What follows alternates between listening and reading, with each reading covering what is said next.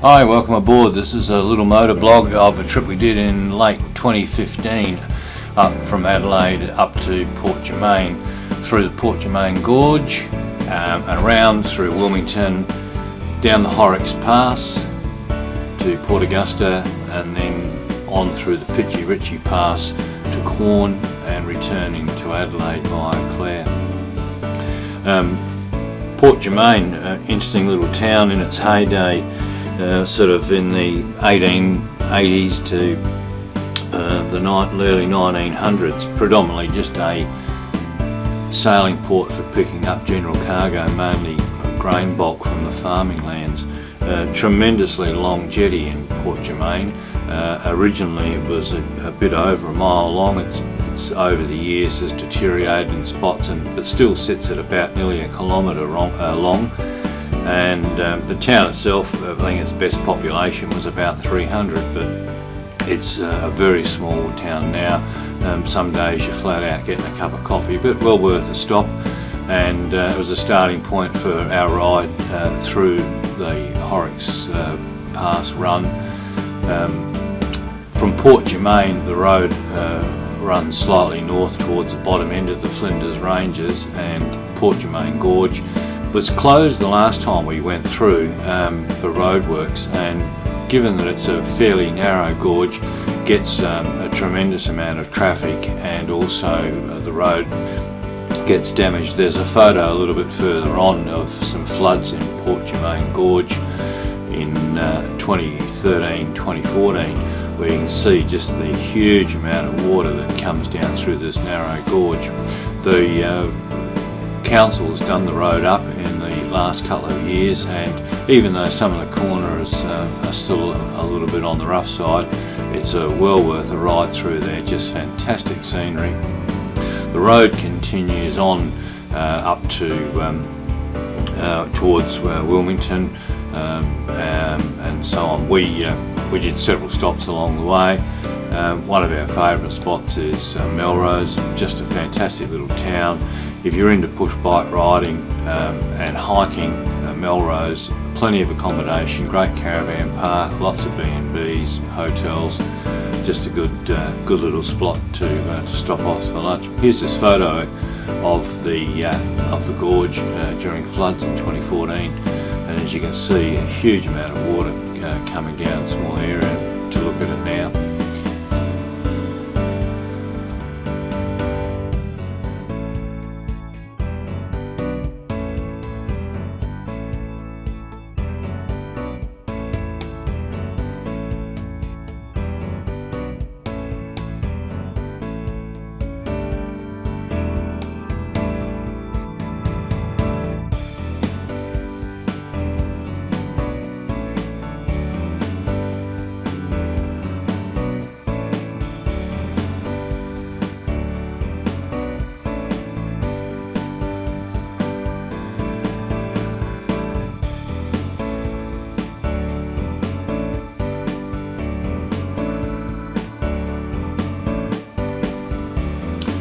Port Germain Gorge Road comes out just a little bit south of Murraytown, another small sleepy little town. Primarily it was a rural farming town. As I said, we went along and stopped at Melrose, one of our favourite little towns in the southern end of the Flinders Ranges. Had some lunch, walked around, stretched our legs, and then we headed off towards Wilmington. All the roads up that way are presently in fairly good condition. Some spots cut out by grain trucks and so on. Here's a shot coming into Wilmington, probably one of the busier towns in this end of the Flinders Ranges. Nice little coffee shop in town. Also there's a motor museum and collection of rural farming equipment, and the road then leads on from Wilmington, peel off to the left, and we're heading towards Port Augusta. The second gorge ride is Horrocks Pass. It's I think originally named after an explorer from over Clare Valley Way, a guy called John Horrocks. That was about, I think, 1846. This guy did his survey run through there. The road's been done up, does take a fair bit of transport these days, but once again, just a really good little ride through the gorge. The road is in excellent condition. Some fantastic vantage points for looking at things as you make your way to Port Augusta. Port Augusta, great little town on the top end of the Gulf. We stayed overnight in Port Augusta, a great little spot, plenty to see, restaurants and fuel stops and so on. This map shows we went from Port Augusta to Quorn and then our run back down through the Clare Valley to Adelaide.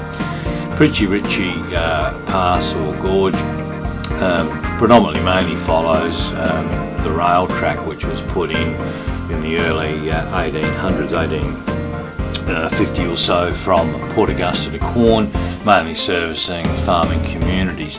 Part of it was also the staging point for the GAN going north in the early 1920s, and at roughly about the same time the east-west train from Sydney through to Western Australia got going. So Quorn predominantly a rail town. As you can see by the slides and bridges, the railway is still in operation between Quorn and Port Augusta.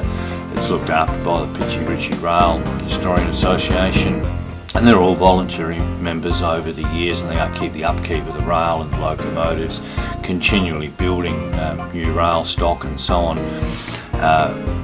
Well worth a stop in town to look at the station if you get the chance. Jump on the old steam train that runs down towards Port Augusta. It won't run in the summertime, obviously for bushfire reasons, and they run a diesel loco. Quorn is one of these towns also has survived now purely on the tourism industry. A lot of good hotels, B&Bs and so on to stop. We pulled up at the Kwangdong Cafe, which is a place we've stopped at before, and breakfasted there. Take some time, have a look around Quorn. There's certainly plenty to see. As I said, the main aim of the town, you can see by the large hotels, the Transcontinental and so on. It was built merely to accommodate the rail traffic and transport. But during the 1940s, during the Second World War, a lot of troop trains pulled in, exchanged, and those went north to Darwin and so on.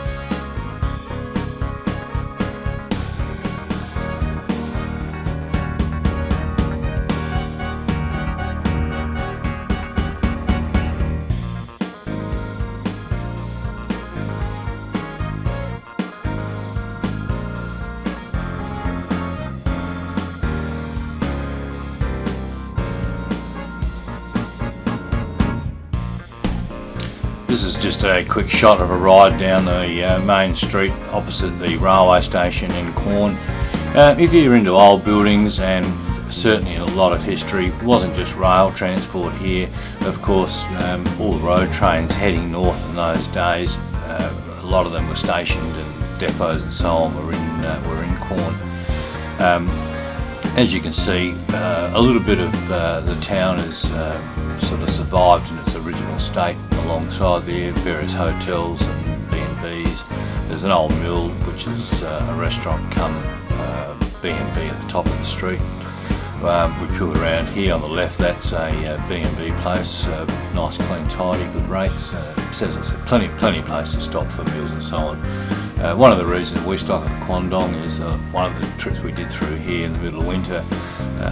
Not only was it open early, but they had a raging log fire going inside, and it was something that was probably more important on the day than breakfast. Really nice people, did a great breakfast, and from there we headed off and started our run back through towards Wilmington and through to the Clare Valley and home.